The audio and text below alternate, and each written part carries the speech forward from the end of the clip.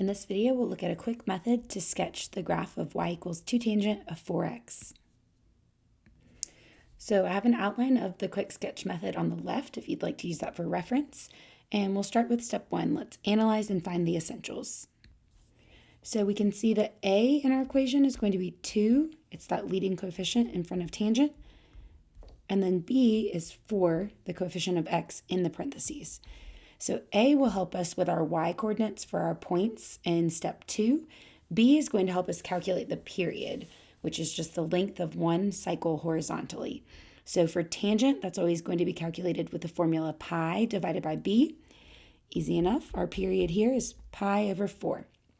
And once you have that, go ahead and divide it by 4, and that will be how you can count your tick marks on the horizontal axis.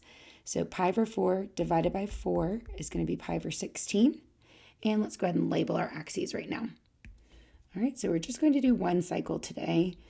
All right, so we'll have 1 pi over 16, 2 pi over 16 is pi over 8, 3 pi over 16, 4 pi over 16 is pi over 4. So this fourth tick mark to the right of the origin should always match your period when you set it up like this. And we're doing it this way so that each of our key points in the next step line up nicely with these horizontal tick marks. All right, so now for the y-axis, we're going to look at our value of a to see how high we need to go and how low. So we'll go up to 2 and down to -2. And we're all set up now and ready for our key points of our tangent pattern.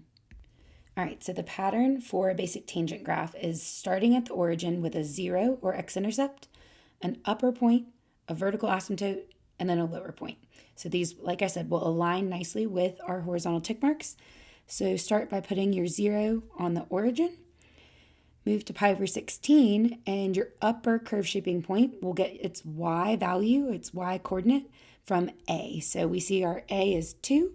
That's why we labeled our vertical axis like we did, and we can put our point there. All right, move to pi over 8. We're going to put our vertical asymptote there because that's the next part of our pattern. And then our final point is kind of a lower curve shaping point for our tangent curve. It's at 3 pi over 16. And just take the opposite value of A to get your y value, your y coordinate. All right, I'm going to go ahead and put a point, another 0 on pi over 4 because we know that tangent is a periodic or repetitive graph. So that's where we will start the next cycle. And that just makes step 3, sketching, a little bit easier. So we can sketch in these tangent curves here. This is one cycle of 2 tangent 4x. If you want to graph more, go ahead and just repeat the pattern in each direction. Of course, you can label your axes as needed. Okay, but you can see this is just kind of an example. It's repetitive, so as long as you have that one part of the pattern, you can do as many cycles as you need. And so just a note, if you're thinking about transformations of the graph of y equals tangent x, you can see that it had a horizontal shrink by a factor of 4. And so it's horizontally shrunk or condensed from the original tangent x graph.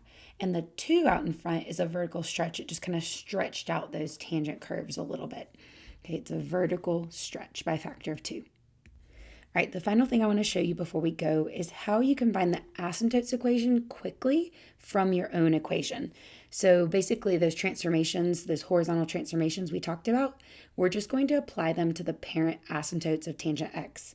So to do that, take all the inputs of your tangent function, so 4x, and set them equal to the parent asymptotes of tangent x. So we know those happen at pi over 2 plus pi k, where k is an integer, and depending on which integer you sub in, you'll get a specific asymptote. So once you have this set up, all you have to do is solve for x. So easy enough, we're going to divide both sides by 4. Make sure you do every term. And your asymptote equation here is going to be pi over 8 plus pi over 4k. So this is your asymptotes equation. You can get any asymptote for your graph. So for example, substitute in k is 0. That's the easiest case. And you can see we have our asymptote here at x equals pi over 8. So that's when k equals 0.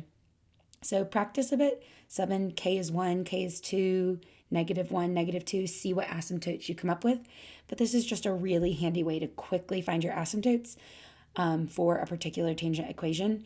And it can be really helpful, not only if you just need to know the asymptote, but maybe you want to double check that your graph is correct. And this is a great way to do it.